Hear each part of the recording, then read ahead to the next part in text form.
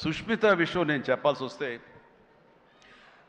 తను ఈ ఇండస్ట్రీలో తను రావాలి అని నిర్ణయించుకున్న తర్వాత ఫస్ట్ చెప్పింది రామ్ చరణ్కి, రా అని అక్క, నువ్వు డెఫినెట్లీ దిస్ గ్రేట్ ఇండస్ట్రీ, మనం ఇక్కడ అందరినీ మనం కనుక ఇక్కడ మనకి ఏం కావాలి, ఏ బ్రాంచ్లో మనం వెళ్ళాలి అని అంటే, నాకు అదేమి లేదు, సినిమా ఇండస్ట్రీ నేను రాణించగలను అనేది నాకు ఐడియా లేదు.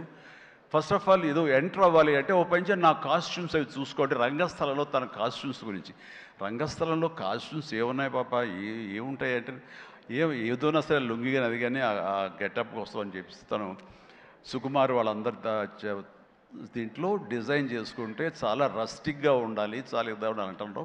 వాళ్ళు చెప్పిన మాట ఏంటంటే, ఒక చిరంజీవి గారు అమ్మాయి రామ్ చరణ్ సిస్టర్ అన్న ఫీలింగ్ లేకుండా గబుక్కుని ఏదో ఒక లుంగి కావాలంటే రాజమండ్రి ఆ ప్రాంతంలో కారు వేసుకుని తనే బయలుదేరి షాప్ తిరిగి డైరెక్టర్ కోరుకున్నటువంటి ఆ క్లాత్ కోసం తను తిరిగి చెమట కక్కుకుంటూ వచ్చి చేసింది అని చెప్పినప్పుడు, నేను చాలా అంత కష్టపెడతా ఎవరు ఉంటారు కదా మా అసిస్టెంట్ అంటే, నాకేం తెలియదు, మళ్ళీ వాడిని పంపించితే ఏం చేస్తారో ఏమో తెలియదు, నేనే వెళ్ళానంటూ అంటే కష్టానికి నెరవక నాన్న నుంచి కానీ తర్వాత తమ్ముడి నుంచి కానీ ఈ ఇండస్ట్రీలో రాణించాలంటే కష్టం ఒక్కటే పరమావధి, కష్టం ఒక్కటే నిజమైనటువంటి ఆయుధం, ఆ ఊతం అని తెలుసుకున్న మనిషిగా నాకు చాలా ఆనందం వచ్చింది.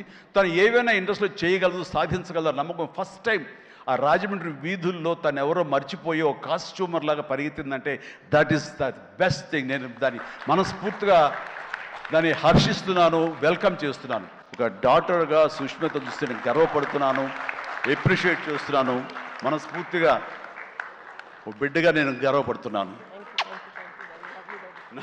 థ్యాంక్స్ రా, యూ డిజర్వ్ ఇట్.